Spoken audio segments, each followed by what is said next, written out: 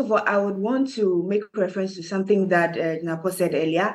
He talked about the measures that were put in place. One, you are asking about which contract. It was a sole sourcing contract.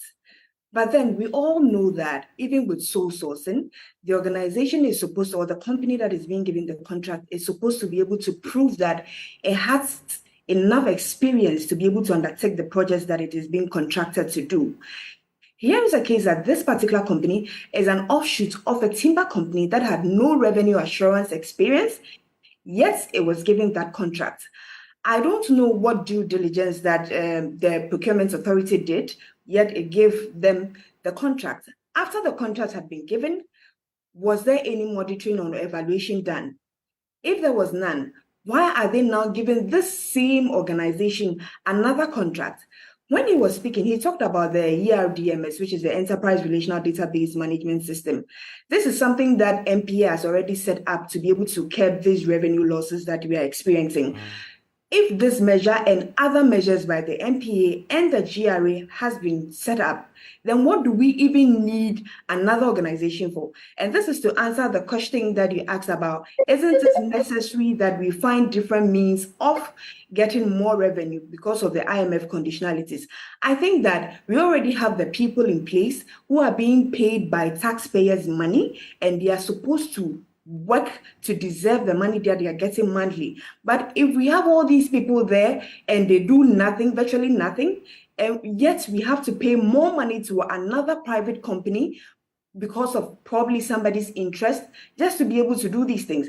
At the end of the day, in our investigations, we realize that even the claims that this same company is saying that they have been able to curb. They said that, well, they kept dilution, they kept under declaration, they kept diversion. Are these things true? They haven't been able to prove. They said no, they don't. And this is from the horse's own mouth. It is not from us. They told us they don't do any of these things.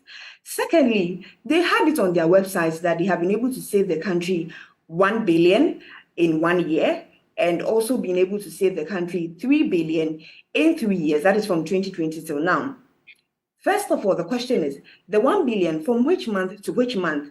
In our investigations, we realized that it was even 10 months. And if it is 10 months, then per their own calculation, it should even be 800 million, and not the 1 billion that they claim they have been able to save. That they couldn't give us an answer to that. Now you are saying that you've been able to save the country 3 billion. We come to you and we ask you, is it true that you've been able to save the country 3 billion? And you tell us that you don't know about it. It is the media that reported it. And you even prompted the media that they have made a mistake. Yet this same information is on your website. Now the question I am asking myself is, if we have a company that is not able to manage its own website to be able to determine even what content to put on their website, then how can that organization be able to help save a whole country revenue? I think that's a question that we should be asking ourselves. It means that the company, first of all, is not even fit to be able to do the contracts that it has been given. It is not fit to play that role.